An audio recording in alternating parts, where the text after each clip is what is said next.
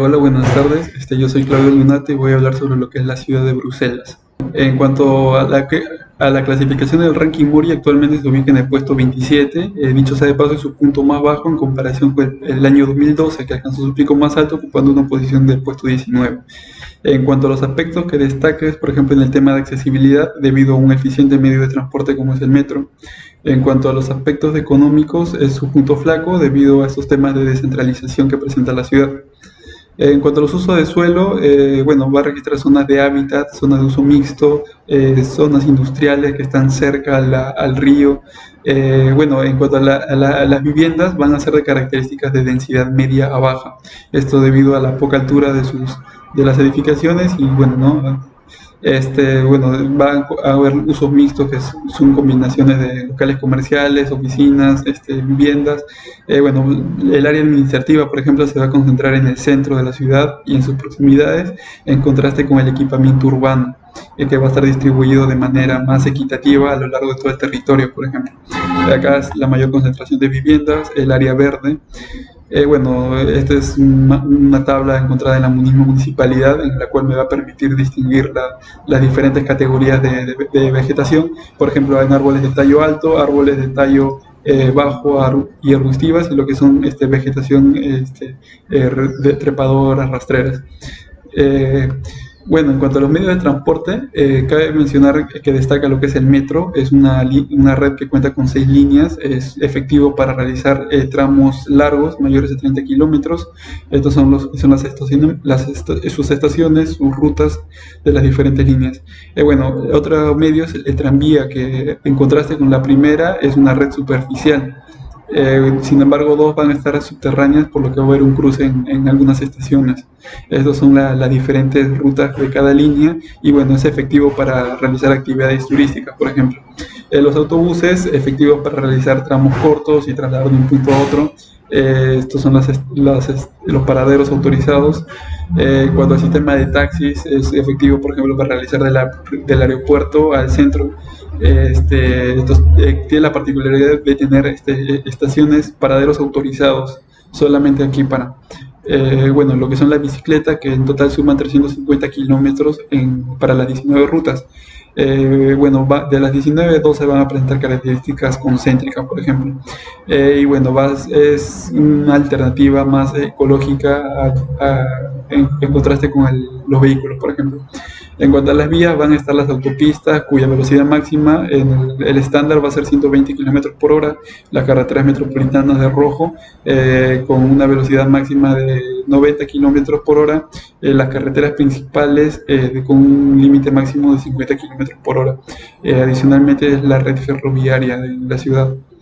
En cuanto al equipamiento urbano, van a estar lo que son el comercio, las galerías comerciales, los locales comerciales, más que todo concentrados en el centro de la ciudad.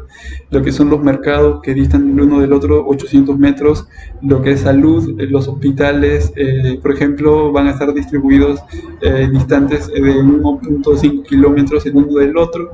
Es un medio de atención a nivel de ciudad, en contraste con los centros médicos, que es un medio de atención más local, por ejemplo, de los barrios, y van a distar el uno del otro a 400 metros. En cuanto a educación, los colegios van a estar distribuidos a lo largo de todo el territorio, con una distancia de 500 metros aproximadamente el uno del otro, y en contraste con las universidades, que van a estar concentradas en el centro, distante el uno del otro a 1.35 kilómetros. En cuanto a seguridad, van a estar lo que son las estaciones policiales, que van a estar el uno del otro a 1.2 kilómetros. En cuanto a los centros DOT, cabe mencionar que Bruselas no cuenta con un centro que cumpla al 100% estos estándares, pero sin embargo vale la pena mencionar la estación central de Bruselas, puesto que es ubicada en una zona de densidad alta. Fomenta lo que es el uso del transporte público y la distancia, lo que es el uso del transporte privado y particular. Es un sistema que está integrado, por ejemplo, a las ciclovías, a la estación de buses que están solo unos pocos metros. Es un medio que va a fomentar el uso del espacio de ocio, el uso del espacio comercial, ¿no? Entonces no es una estación aislada al entorno, sino que le brinda oportunidades en cuanto a desarrollo. Muchas gracias. Ubicado en el continente asiático, es un país conformado por 63 islas y uno de los más requeridos en el turismo actualmente. Sobre la clasificación dentro del ranking Mori, este se determina mediante 70 indicadores, las cuales se dividen en 6 categorías: economía, investigación y desarrollo, interacción cultural, habitabilidad y medio ambiente y accesibilidad. Por su parte, Singapur se encuentra en la quinta posición, demostrando llegar a ser una ciudad estable. Acá se muestra los puestos que ubica Singapur dentro de las 6 distintas categorías. En este cuadro se aprecia una comparación en Singapur entre los años 2015 a 2019 en las 6 distintas categorías y demostrando por qué se ha ubicado en la quinta posición durante todos esos años. Sobre los antecedentes de la ciudad, se sabe que Singapur fue fundada como una colonia británica. ah, Presenta varias religiones, pero sigue siendo la principal el budismo. Su crecimiento se vio interrumpido debido a la Segunda Guerra Mundial, en la cual estuvo bajo el dominio del Imperio japonés. Esta etapa duró de 1942 a 1945. Más adelante, Singapur se unió a a la Federación de Malasia y 2 años después se volvió república independiente, el 9 de agosto de 1965. Sobre sobre la economía de Singapur, en su primera etapa de desarrollo se dedicó a lo que es la producción de manufactura intensiva en mano de obra, lo cual exportaba a los países más desarrollados. El éxito de su economía se debe a su buena ubicación geográfica, aparte del excelente capital humano que posee y la infraestructura de primer nivel que tiene. Sus mayores importadores se encuentran en Asia y Europa, a excepción de Estados Unidos, que es el segundo mayor importador. El primero es Malasia. En las características de su ubicación tenemos que Singapur no presenta casi nada de riesgos geográficos, puesta la ubicación que posee. Sin embargo, es un país que carece de recursos naturales, siendo su principal fuente de agua potable lo que son las lluvias. Es por eso que el gobierno se vio en la necesidad de hacer medidas para controlar esto. Una de ellas es construir embalses para recoger el agua de las lluvias, así como complejos de purificación de agua. En esta diapositiva se cerran las características demográficas de Singapur, que cuenta con una población de 5.639.000 personas y posee una densidad muy alta de 7.843 habitantes por kilómetros cuadrados, siendo la mayoría de estos inmigrantes con un 46,75%. Acá habla del plan de desarrollo de la ciudad, nos muestra los objetivos, los proyectos estratégicos y la normativa de suelo y edificación. En la tabla de la izquierda se pueden apreciar los diferentes planes que tuvo Singapur desde el año 1967 al año 2017 que lo llevaron a ser una de las potencias del mundo. Son proyectos de economía, tecnología, trabajo, infraestructura y medio ambiente. Sobre las características de la ciudad, tenemos que una de las principales vías de medios de transporte en Singapur es el metro. En esta imagen podemos ver cómo recorre el metro a lo largo de la ciudad con las diferentes líneas que posee. La gran parte de las estaciones de metro son inmensas y algunas dan cobijo a tiendas, restaurantes y otros comercios. Aparte del tren, existe otro medio de transporte que son los autobuses, que viene siendo la mejor forma de llegar a las zonas de Singapur donde el metro no llega. Otro medio de transporte son los taxis.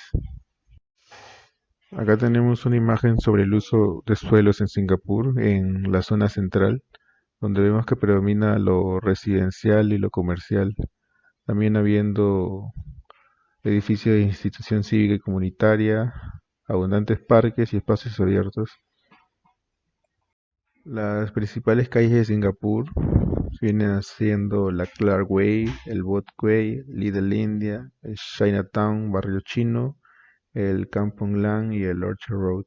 El Orchard Road viene siendo la avenida más importante que posee Singapur y es reconocida mundialmente por su actividad comercial que posee.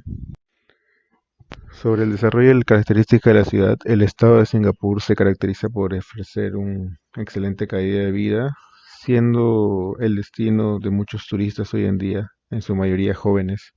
Aparte, Singapur presenta un crecimiento en la economía y en todos sus aspectos constante, e incluso viene promoviendo un gran número de proyectos de infraestructura, energía, tratamiento de aguas y residuos que son importantes para el territorio. Uno de los proyectos de Singapur es conectar a empresas nacionales e internacionales con las entidades públicas que posee.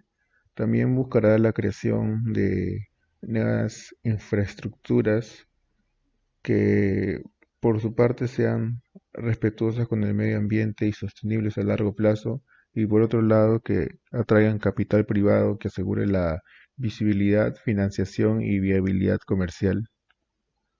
Otro plan que tiene es el de crear tecnologías de energía solar y almacenamiento de electricidad. También están probando proyectos de energía flotante en sus embalses, lo cual haría que esto cubra hasta un cuarto de la demanda de electricidad para el 2025, según el viceprimer ministro Teo Chee-hean. Otra característica que tiene es que Singapur viene siendo uno de los centros más grandes en refinería y comercialización de petróleo en el mundo. La construcción de una movilidad urbana efectiva en el escaso territorio de Singapur a menudo ha girado en torno a tecnologías de transporte de alta intensidad. Un ejemplo de esto es su sistema de tránsito rápido masivo, el MRT, el metro, que se encuentra en constante expansión, aparte que está integrado con una extensa red de autobuses públicos. Lo que Singapur tiene ahora es el resultado de un proceso de crecimiento que se ha extendido por más de 5 décadas. Durante su crecimiento, Singapur ha aprovechado estrategias relacionadas a la movilidad urbana y el desarrollo de transporte para estimular su desarrollo social y económico, algunas de las cuales son el desarrollo incremental de la capacidad de transporte público, que trata de estrategias del lado de la oferta que expanden estratégicamente la capacidad de transporte urbano de la ciudad-estado a través de la inversión y renovación continua de infraestructura. Otra es la integración del uso de la tierra, la propiedad de la tierra y el transporte, que viene siendo políticas de planificación urbana complementarias que agilizan la planificación y la implementación de la infraestructura de transporte. Otra es la gestión de la demanda de transporte y por último aprovechar las tecnologías innovadoras para el desarrollo orientado al tránsito.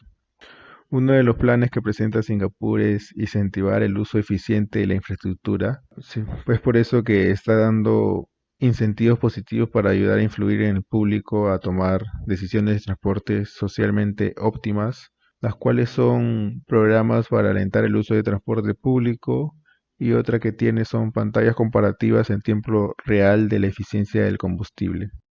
En estas imágenes se muestran cómo se fueron creando las calles de Singapur en la primera, y en la segunda se muestra las principales vías que tiene. En el lado izquierdo lo que es la zona industrial, en el lado derecho de azul el aeropuerto y los círculos rojos que son los principales centros. Por último, el DOT de Singapur se centra en la renovación urbana a través de la expansión de la red de tránsito. El resultado de esto son ciudades satélites que rodean un núcleo central con redes ferroviarias que conectan estas ciudades con parques industriales y el centro de la ciudad. Estas llegan a ser autosuficientes y con servicios públicos a poca distancia. La adopción de TOD de Singapur también incluye viviendas públicas asequibles a áreas bien conectadas. Singapur es conocida también como la ciudad de los jardines y se ganó ese nombre a partir del año 1963, donde se inició una campaña ecológica. Existen dos motivos principales por los que Singapur se vio obligado a hacer esto. Una es para atraer a los inversores potenciales y la segunda para suavizar la dureza de la vida. Las normas y los planes posteriores a la visión se desarrollaron en el marco del Plan Verde de Singapur en el año 1922. Después de eso se comenzaron a crear nuevos apartamentos, centros comerciales y hoteles que cuentan con árboles que crecen de las plantas superiores, presentan extensas azoteas verdes y muros verticales que esconden fachadas de hormigón. Entre los principales áreas verdes que tenemos está el Gardens by the Bay, el Chinese Garden, Nature Park, el Huron Central Park y el Bassa Green. Siendo el principal y el mayor atractivo turístico que tiene el Singapore Gardens by the Garden, que costó aproximadamente 1.000 millones por el proyecto. Presenta superárboles, bosques nublados y los ecosistemas de clima controlados que se están convirtiendo rápidamente en una de las atracciones más importantes del Asia Sudoriental. Presenta jardines balcón, tiene zona infantil, jardines de fantasía, miniatura y jardines bonsai. Ah, los que visiten Singapur se notarán que es una ciudad verde, limpia, libre de polución y visualmente nítida. Además de eso, se sabe que el tráfico fluye, la infraestructura funciona bien y que la prosperidad económica ha ido de la mano con un buen sistema público de viviendas. Para ellos se sostiene que la base de este bienestar radica en conseguir buenas ubicaciones para las casas, a modo que las personas puedan estar bien provistas en sus necesidades básicas, es decir, que no tengan que hacer un recorrido tan largo para llegar a un hospital o a una escuela o a un centro comercial. En las siguientes imágenes, en los siguientes planos se puede apreciar cómo se fueron equipando lo que es en el área médica, los hospitales. Aparte tenemos uno de los hospitales más importantes de Singapur, que es el Mount Elizabeth Hospital. Al costado son las escuelas más importantes, una de ellas que es el Singapore American School, y por último las estaciones de seguridad. En esta foto se ve a mayor detalle lo, lo que estaba explicando en la diapositiva anterior. Lo que busca Singapur es reducir la necesidad de los residentes de viajar fuera de sus barrios para que no pierdan tiempo de sus vidas en el camino. Esta es una de las premisas básicas que guía la planificación de nuevos conjuntos residenciales. Asimismo, la realización de campañas para civilizar a la población respecto del cumplimiento de reglas de tránsito. Y ese acá ya viene siendo un plano más general sobre la región central de Singapur, donde se puede apreciar que cuenta con amplias áreas verdes, con áreas recreacionales, escuelas, área residencial, áreas comerciales y centros médicos. La ciudad de Milán está ubicada en el país de Italia, en el noreste y en las llanuras de Lombardía. Luego acá se ve el mapa de Milán, es un mapa radiocéntrico, es decir que sus principales vías están en base a un punto central. Esta es la vía más principal, que unifica el núcleo de esta ciudad histórica y luego se distribuyen las diferentes vías. Y también se ve un poco su morfología de su trama urbana, su disposición de edificios y su topología de edificios, que es la colectiva. Este es un proyecto más importante y actual de plan de desarrollo en Milán. Es un distrito denominado la Santa Giulia y este proyecto está en base a dos sectores, el sector sur y norte, y uno de sus objetivos es distribuir diferentes usos de manera eficiente y flexible. Estos puntos son los hitos más accesibles para que los diferentes servicios se conecten. Uno de sus usos es la zona residencial, área verde, la parte de comercio, la parte financiera y cultural. Acá vemos un poco de sus áreas verdes de la ciudad en base a su densidad, su movilidad y sus zonas verdes. Aquí está un gráfico estadístico de Milán y sus diferentes variaciones de usos, ¿no? El mayor es de ocio y de parques. Una de las principales áreas de Milán es el parque agrícola sur de Milán, que está basado en articular las diferentes actividades agrícolas. Luego está el jardín más amplio de la ciudad, es el jardín público. Estas son las viviendas, la vivienda, la colectiva y las residenciales. A su vez son manzanas sostenibles, ya que están compuestas en manzanas y en el centro hay área verde. Entonces, estas viviendas están compuestas por una trama y una secuencia de bloques.